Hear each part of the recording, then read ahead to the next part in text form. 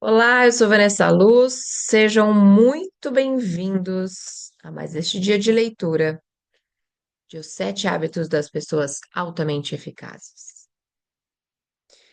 Em outra ocasião, trabalhei com o diretor em uma empresa que exigia avaliações de desempenho formais. Ele estava frustrado com a avaliação que havia dado a um gerente em particular.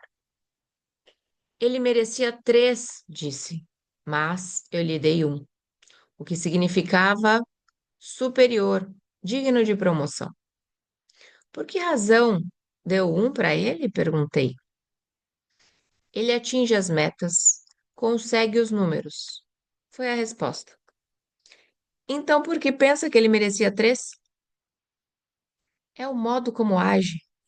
Ele não liga para as pessoas, passa por cima delas.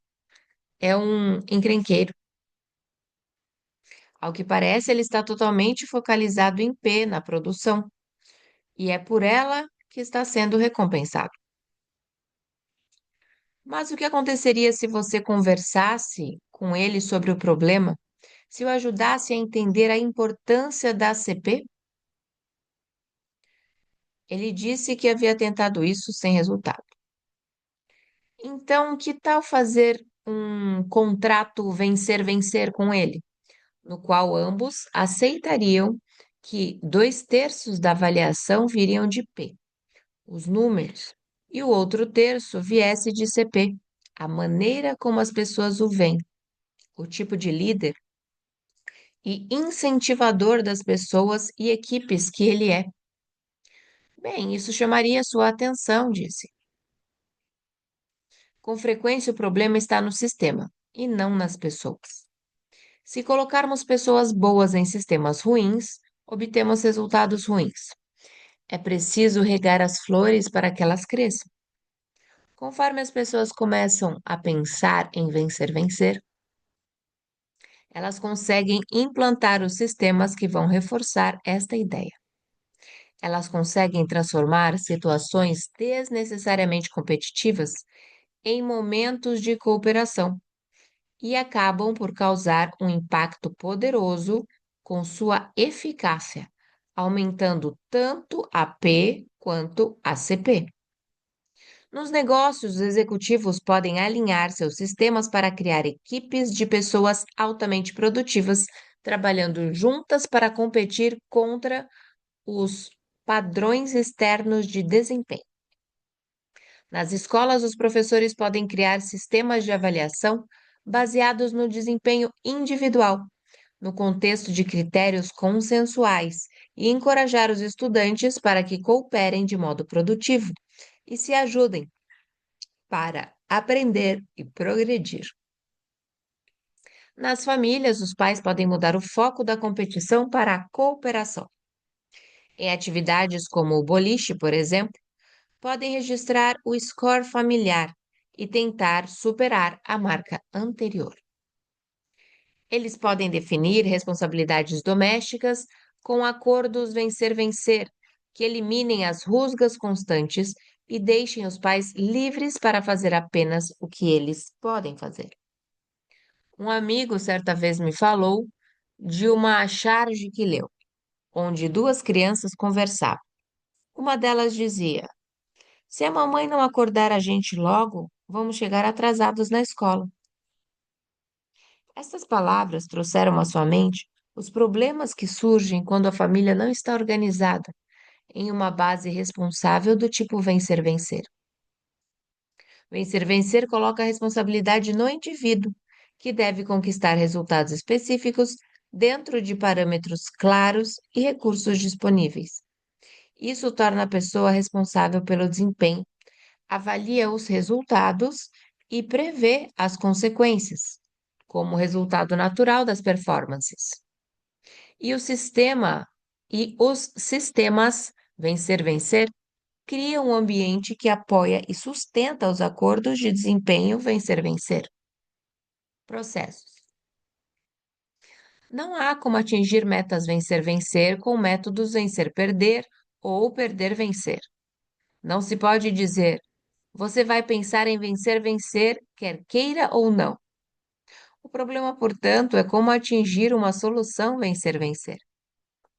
Roger Fisher e William Ury, dois professores de direito de Harvard, realizaram um trabalho notável sobre o que chamaram de abordagem de princípios, em vez de posições, em seu livro altamente proveitoso e útil Getting to Yes, chegando ao sim. Apesar de as palavras vencer-vencer não aparecerem no livro, o espírito e a filosofia por trás dele estão em harmonia com a abordagem vencer-vencer.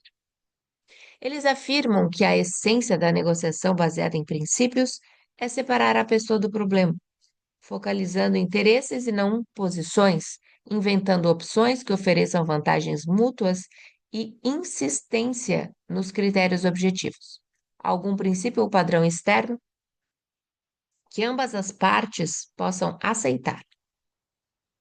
Em meu trabalho com muitas pessoas e organizações que procuravam soluções do tipo vencer-vencer, sugiro que elas se dediquem a um processo em 4 fases. Primeiro, ver o problema do ponto de vista do outro. Tentar realmente entender e exprimir as necessidades e preocupações da outra pessoa, tão bem ou até melhor do que ela mesma pode fazê-lo. Segundo, identificar as questões-chave e as preocupações, e não as posições envolvidas. Terceiro, determinar quais resultados seriam uma solução totalmente aceitável. E quarto, identificar as novas opções possíveis para atingir estes resultados. E iremos abordá-los em profundidade nos 2 capítulos seguintes. Mas, neste ponto, é importante ressaltar a natureza altamente integrada do processo de vencer-vencer com a própria essência do vencer-vencer. Você só consegue atingir as soluções vencer-vencer com processos vencer-vencer. Os meios e os fins são a mesma coisa. Vencer não é uma técnica de desenvolvimento da personalidade. Trata-se de um paradigma total de interação humana. Deriva de um caráter íntegro da maturidade e da mentalidade da abundância. Alimenta-se dos relacionamentos com alto nível de confiança. Pode ser identificado nos acordos e eficazmente esclarecerem. Pode ser identificado nos acordos que eficazmente esclarecem e administram as expectativas, bem como os resultados. Depende de sistemas de apoio e é atingido por meio de um processo que estamos agora mais preparados para analisar, nos hábitos 5 e 6. Sugestões de aplicação. 1. Pense a respeito de uma interação iminente, onde você vai tentar chegar a um acordo ou negociar uma solução. Comprometa-se a manter o equilíbrio entre a coragem e o respeito. 2. Faça uma lista dos obstáculos que o impedem de aplicar o paradigma de vencer-vencer com mais frequência. Determine o que pode ser feito dentro do seu círculo de influência para eliminar estes obstáculos. 3. Selecione um relacionamento específico onde você gostaria de chegar a um acordo vencer-vencer. Tente se colocar no lugar da outra pessoa e registrar exatamente o que acha ser a solução, na opinião da pessoa. Depois, anote, sob o seu ponto de vista, os resultados que constituiriam o vencer para você. Aborde a outra pessoa e pergunte se ele ou ela estariam dispostos a conversar com você até que chegassem a um acordo e a uma solução mutuamente benéfica. 4. Identifique relacionamentos-chave em sua vida. Verifique qual é, em sua opinião, o saldo de conta, o saldo de cada um das contas de seu banco emocional. Anote as maneiras específicas pelas quais você possa fazer depósitos em cada uma das contas. Medite profundamente sobre sua própria atitude. Ela é vencer-perder? Como esta atitude afeta suas interações com outras pessoas? Pode identificar a fonte principal dessa atitude? Determine se estas atitudes funcionam ou não em sua realidade atual. Sexto, 6. Tente identificar um modelo de pensamento vencer-vencer que, mesmo em situações difíceis, realmente busque o benefício mútuo. Tente depois observar mais de perto e aprender através do exemplo desta pessoa. Hábito 5. Procure primeiro compreender, depois ser compreendido. Princípios de comunicação empática. A oração tem razões que a própria razão desconhece. Pascal. Suponha que você tem um problema na vista e decida ir ao oculista para resolvê-lo. Depois de ouvir rapidamente seus problemas, ele tira os óculos e os entrega a você. Use estes, ele diz. Tenho estes óculos há 10 anos e eles me ajudaram muito. Tenho outro par em casa. Pode ficar com eles. Você os experimenta, mas os óculos só pioram o seu problema. Está horrível, você reclama. Não consigo ver nada. Mas o que há de errado? Pergunta o médico. Para mim, estão ótimos. Tente de novo. Estou tentando, você fala, mas vejo tudo embaçado. Qual é o problema com você? Não consegue ter um pensamento positivo? Está bem. Positivamente, não enxergo nada.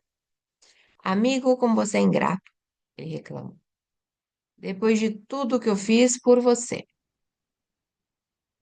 Quais as chances de voltar ao mesmo oculista quando precisar novamente de uma consulta?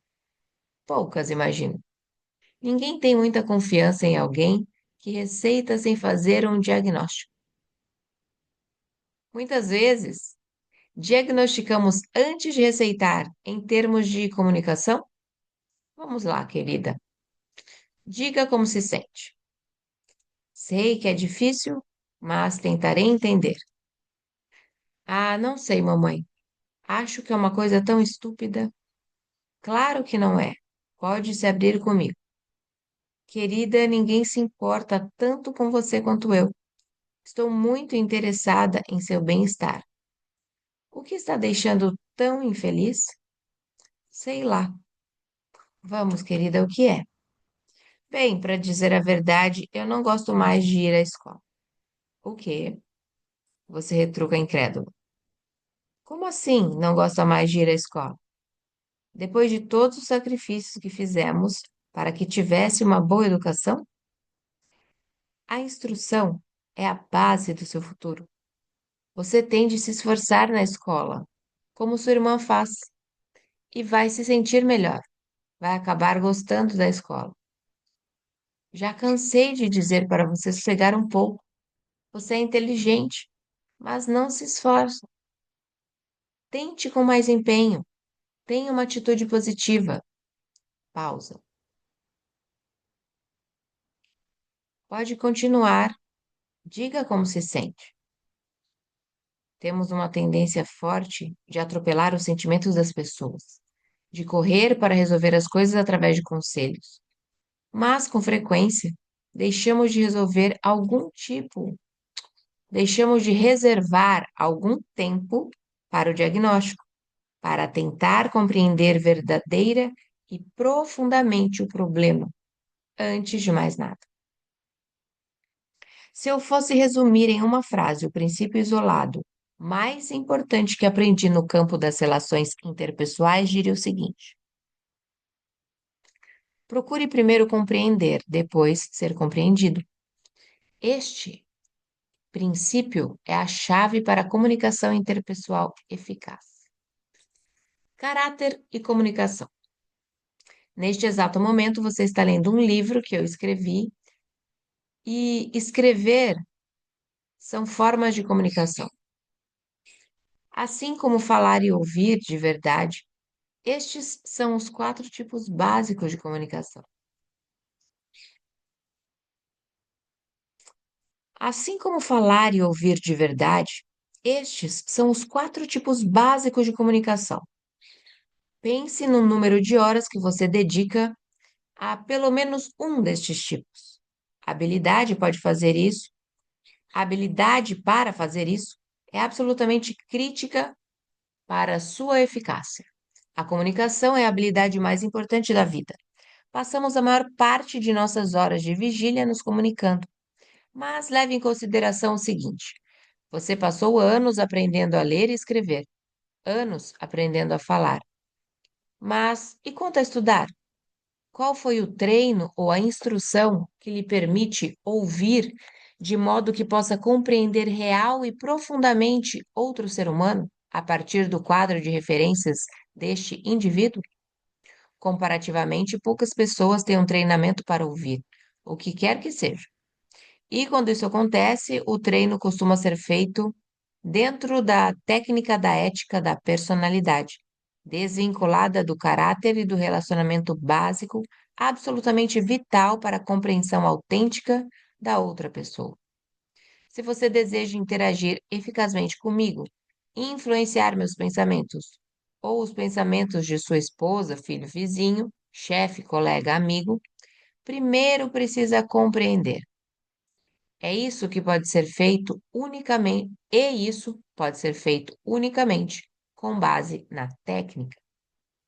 Se eu perceber que você está usando alguma técnica, noto que existe ambiguidade, manipulação. Desconfio dos motivos que o levaram a fazer isso e não me sinto suficientemente seguro para abrir meu coração a você.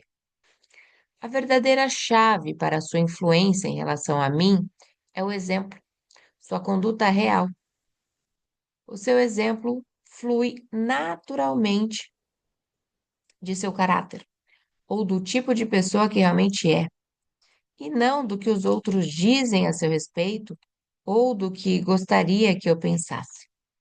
Isso é evidente pelo modo como eu o percebo de fato.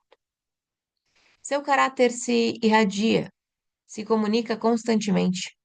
A partir dele, a longo prazo, eu passo instintivamente a confiar ou a desconfiar de você e de suas tentativas de se aproximar de mim.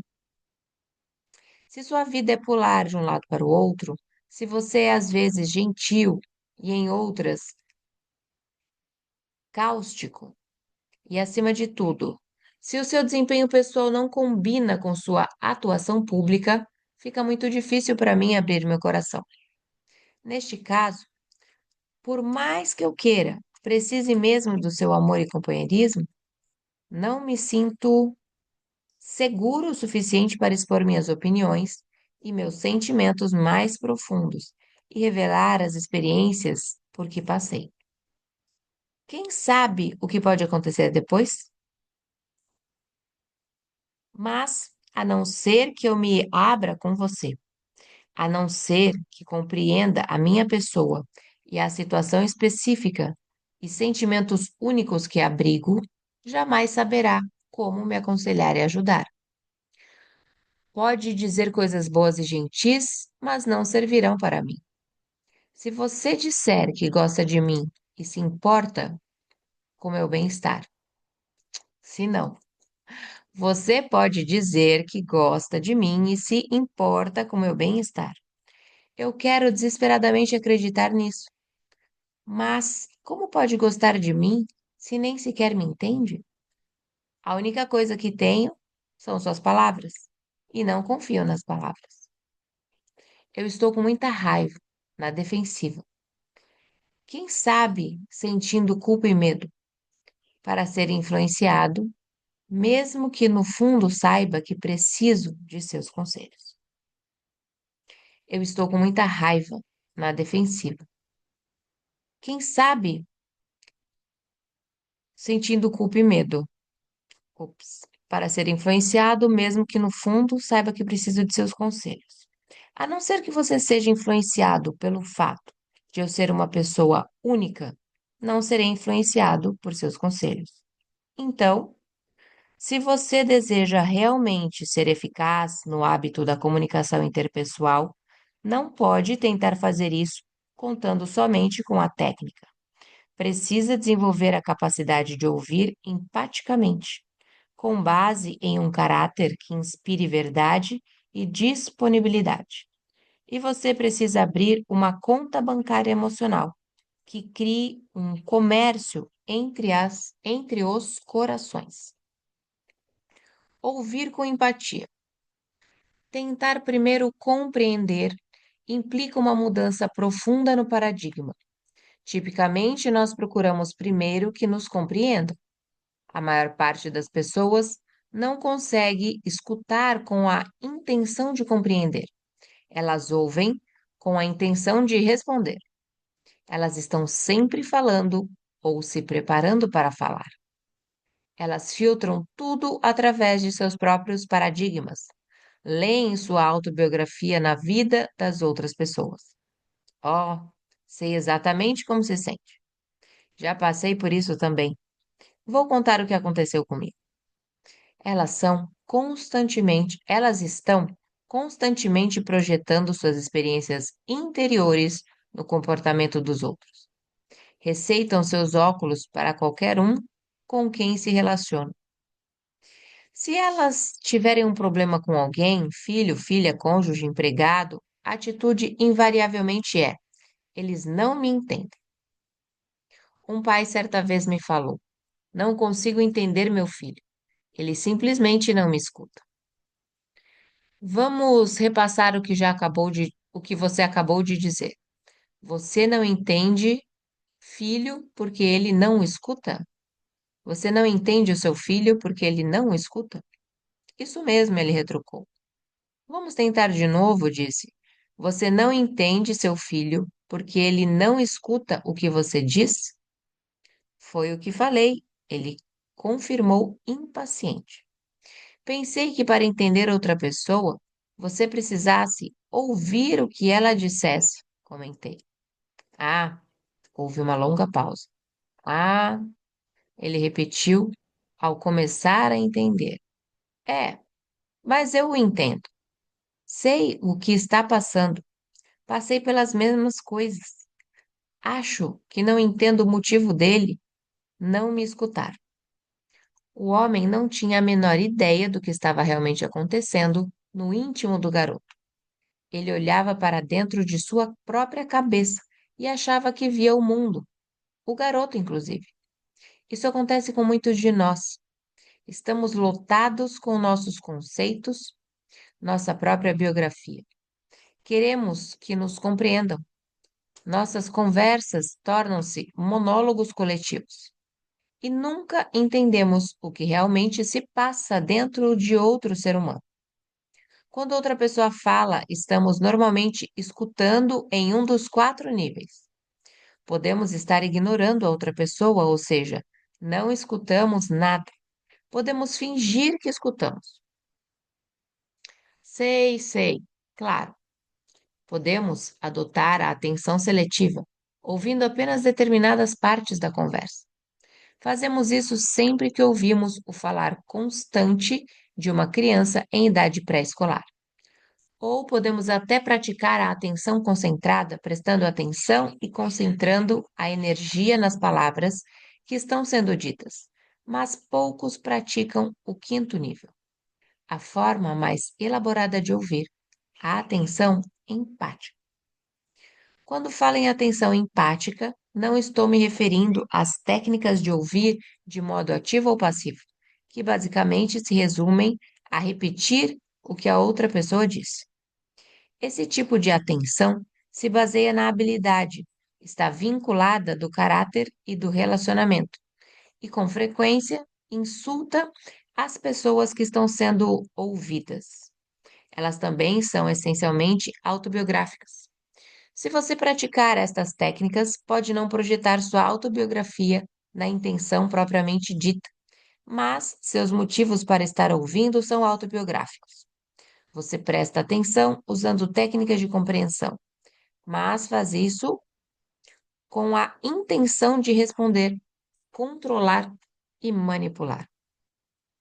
Quando eu falo em atenção empática, estou me referindo à atenção com a finalidade de compreender, ou seja, procuro primeiro compreender, realmente compreender. Trata-se de um paradigma completamente diferente. A atenção empática entra dentro do quadro de referências da outra pessoa. Se você olhar para dentro dele, vê o mundo como ela o vê, compreende seu paradigma, compreende o que ela sente. A empatia não é igual à solidariedade. Esta é um modo de concordar, uma forma de julgamento. Por vezes, é a emoção a resposta mais apropriada. As pessoas frequentemente dependem da solidariedade, tornam-se dependentes dela. A essência da atenção empática não está em concordar com alguém, mas sim em compreender aquela pessoa profundamente, tanto no plano emocional quanto no intelectual. A atenção empática significa muito mais do que registrar, repetir ou mesmo entender as palavras que estão sendo ditas. Os especialistas em comunicação calculam, na verdade, que apenas 10% de nossa comunicação é representada pelas palavras que emitimos. Cerca de 30% é representada pelos sons e 60% pela linguagem corporal. Na atenção empática, você escuta com os ouvidos, mas também, e mais importante, ouve com os olhos e o coração.